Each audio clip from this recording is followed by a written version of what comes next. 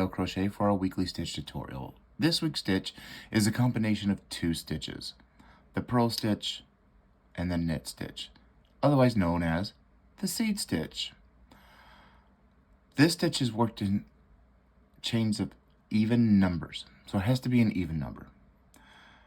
As always with all my tutorials, I am using worsted weight 4 yarn and a 6mm or K 10.5 hook. But for these tutorials, to learn the stitch, use what you have on hand. These tutorials are meant to find out if this is something you really like. Okay, so you're going to make your basic chain. I made a chain of 20. Remember, it's got to be an even number. So how we build our foundation row is we go from the second stitch from the top. So we don't go with this one. We will go to this one, flip it over, and we're going to work with this back bump. I don't know if you can barely see it, but you're going to work in this bump right here, and we're going to just work it. And you know, you're going to find a way that's comfortable for you to go ahead and put it in, and then just pull up your loop. We're going to keep all our loops on our hook. That's the whole thing with Tunisian. All your loops stay on your hook until the stitch tells you to drop them. Now we're going to go down to all the way down to 20. And then we're going to count to make sure we still have 20. Some people do have yarn addictions. I have somewhat of one. And there's a certain brand that I absolutely love. And that's my brand. And when they have a sale on it, I get some. And then, of course, you know, with the green and white store, if you have the app, you get coupons and missions to get money off. And, of course, I keep those going. All right, let's count. 1, 2, 3, 4, 5, 6, 7, 8, 9, 10, 11, 12, 13, 14, 15, 16, 17, 18, 19, and 20. As always, it's the standard return pass. So we'll chain one. But like I said, I bunch up my work because it makes it easier just to flow. And then you pull through 2. And we're going to do that all the way down to the end till we only have one loop left on our hook. So you're going to pull through 2 constantly. And I know I hold my work different than most people, but it's what's comfortable for me. It's just comfortable for me. So the name of the game is comfort and relaxation, right? So make it as comfortable for you as you can. There is no right or wrong way to make things comfortable for yourself. All right, now we're about to get ready to start this stitch. And as I said, it was a combination of 2 different stitches that we have learned before. In past tutorials that I've done. So it's a combination of a knit and a purl, P-U-R-L. So we'll take the first stitch. Remember, we never go in this first bar. The only time we went close to the first bar is when we were doing the full stitch, and we just went in the gap. So we're going to start this with a knit stitch. So we're going to find the vertical bars. Just remember, we don't go to this one, we go to this one. So find the vertical bars and just wiggle through, and you're going to poke out the back. Yarn over and pull through. There, first stitch done. Now we do a purl. So we go in front of, pull the stitch, go through the bar, drop it, drop the yarn, and then yarn over, and then pull through. If you need to use your thumb to hold it, do it. Nobody's going to say anything to you. All right, now we got a purl, we got a knit, and we got a purl. Now we got to go to the next one, and it's a knit. So go right between the 2 and pull up. Now it's a purl again. So put your yarn in front of the needle, go through the post like you would with the Tunisian simple stitch, but then drop your yarn, and then you're going to yarn over and pull through. And this is the cycle all the way down. So knit, and then purl, and then knit, and then purl,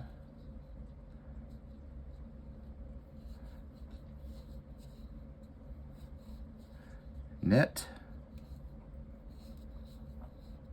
purl,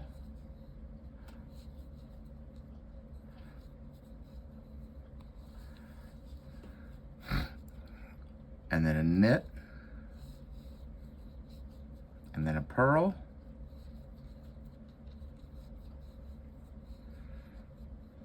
and then a knit, purl. I forgot how pretty this orange was, man. And then a knit, and then a purl,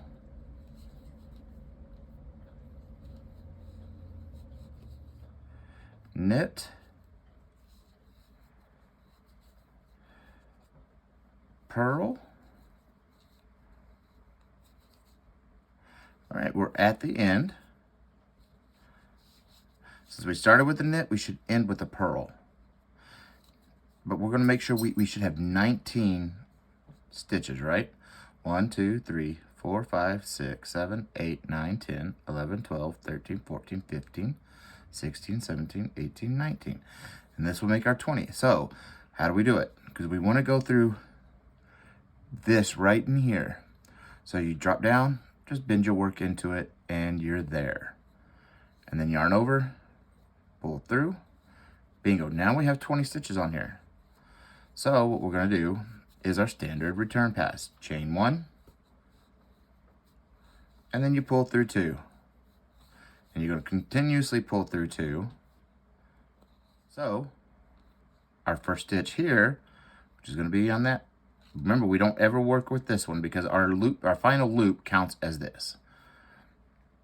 So go ahead and yarn over, go to that first vertical bar, drop your yarn, you're doing a purl stitch, and then you alternate knit, and then purl,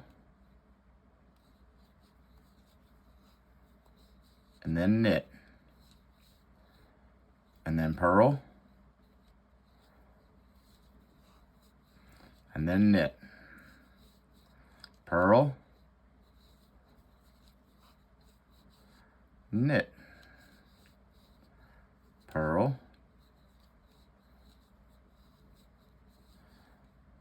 knit, purl, knit.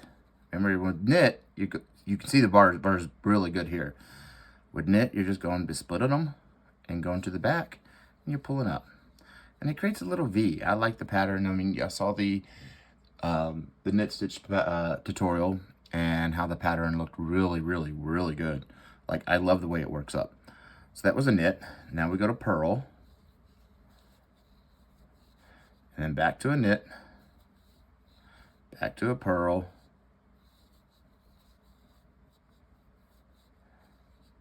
knit, purl, and we're ending with a knit because we ended with the purl last time. All right, that's our 19. Now to get to the end, like I said, we're trying to go here. So just drop your needle, even with that row you were just working on, and you can push right on through, and you got it. You hear a shadow in the background, Mr. Taz. All right, now loop, we pull through 1, now we chain 1, and then we pull through 2, all the way down to the end. All right, so we started with the purl there. Now this row, we do a knit. So let's get that knit, purl, knit, purl, and you'll get the purl down to where you don't have to manually do it. You can just wiggle your fingers like I'm doing. It takes practice. For me, I needed to find something comfortable.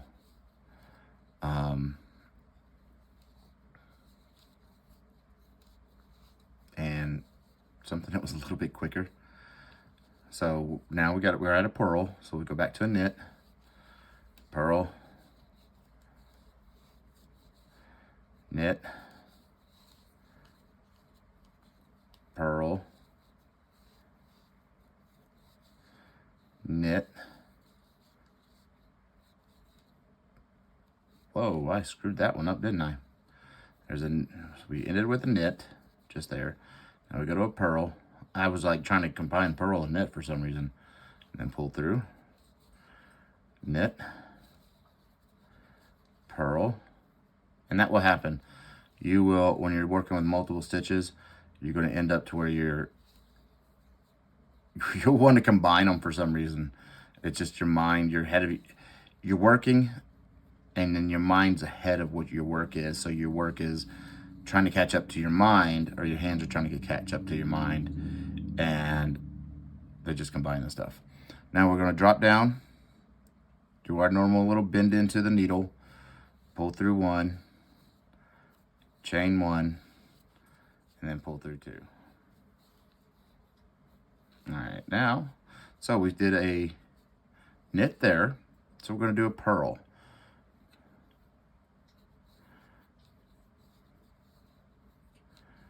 Purl, knit, purl, knit, purl, knit, purl, knit, purl, more yarn, a little bit more than that, knit, purl, knit, purl, knit, purl, slipped.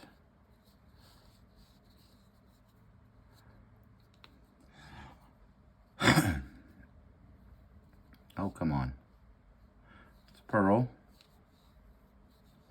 Then we go knit,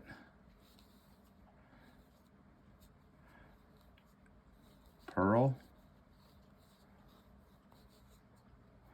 knit. And before we do the last hole, now you know we started here with the purl and we ended here with the knit. Well, that should be your clue to your next row, what you start with. So it makes it easier to know, okay, well, if I end with a knit, I need to start with a purl. There you go. Simple as that. All right, drop your work. Remember, just go down, bend, and you're gonna your needle is literally gonna line up right where you need to go. Poke a hole, pull through, bingo, and it helps clean up that edge. All right, now we chain one, and we're gonna pull all the way through to two. Pull two. So we're gonna start with a knit. Now so we're at the end. Now we're gonna go ahead and start with a knit, and then go to a purl, and then go to a knit, go to a purl, go to a knit, go to a purl, knit, purl, knit, purl, knit, oh, come on. And then we're going to go to a purl, a knit, purl, ooh, kept slipping, knit, purl, knit, and the purl to finish the row off. So it means we're starting with the purl on the next row. And then drop your needle, bend your work, and you're in there. Yarn over, pull through, chain 1, normal return pass. So pull through 2, all the way down until you have 1.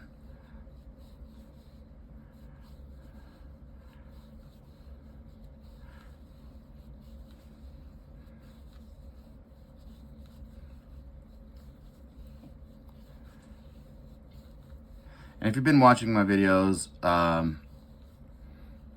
you notice I am doing something a little different this time around. In this, I'm not doing the continuous swatch because that was going to create problems with a lot of these stitches here shortly that's scheduled. So I broke down the individuals, the continuous swatch, and I actually just made those into individual swatches. I have them pinned on my board in my room, in my crafting room, and because there's going to be stitches that's going to add more stitches to the work, and it's just going to get, the continuous swatch is just going to look all wonky. So I'm breaking it down this way. So we've already done 5 rows together. Off camera, I want you to, if you want to, you can continue doing 5 more rows, and then we'll meet up at the end, and I'll show you how to close off this project. All right, now we're just finishing up the return pass on the last row, and then I'm going to show you how to close this off. Now the last row was done in a purl stitch, so we're going to do the knit stitch close off. So we'll go knit, push through, and just loop through. That's all there is to it. Now we're going to go do a purl and just pull through both. Let me get some more yarn out of here. And then we're going to go do a knit, pull through, and then a purl. I think this is, like, to me, it keeps the pattern going and closes it off really well still. Some people will just do it like this, go through the loops like that. I like to do it with the stitch I'm working with. That way there's continuity going on, and I don't know, I just think it looks crisper and cleaner. And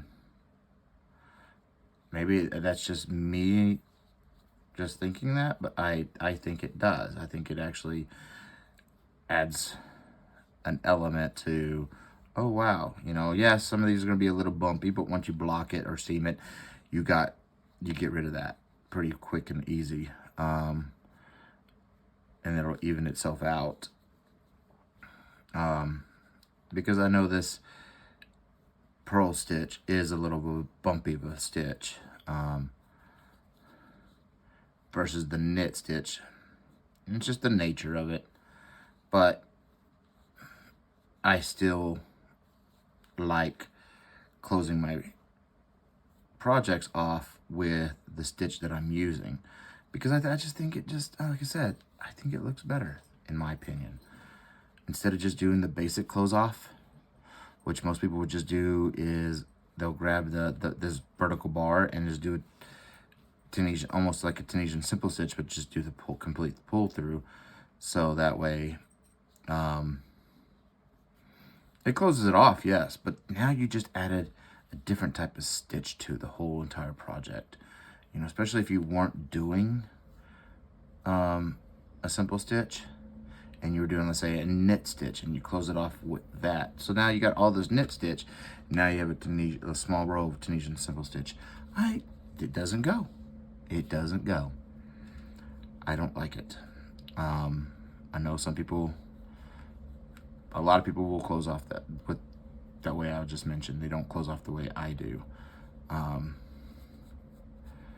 then we're at the last, so we'll just poke down, pull it up, and pull through, and chain 1, and then go ahead and snip our yarn,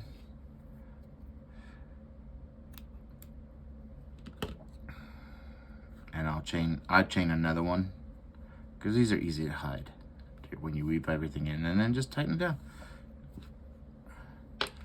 And there's the seed stitch. It's a really nice stitch. Has a lot of give vertically and some horizontally, but it's a really pretty stitch. I like it. I wasn't a fan of it when I was first learning it years ago, but I actually do like it. The reason why I'm not that much of a fan, even still, is I don't know. I don't like gaps. But I mean, that's why I went to Tunisian, because there wasn't much gaps. But you know, this I could see for a nice little spring or fall, early fall cardigan. Quite a few things really I could think of right there, you know. But anyway, it's also good for if you want to make it bigger, make it into a crochet bag, or a gardening bag. Go pick your fresh vegetables within it and put them in there. You know, that's great too. But anyway, well, that's the seed stitch, and it's just a combination of 2 stitches, the purl and knit, and then they alternate. Remember, you got to keep it on an even chain, so that way they stay even, and then it alternates the rows. So if you start with a knit, well, the next row you're starting with a purl, and so forth, so on, until you're done. Until then, if you could give me a like and subscribe, and remember to always keep stitching.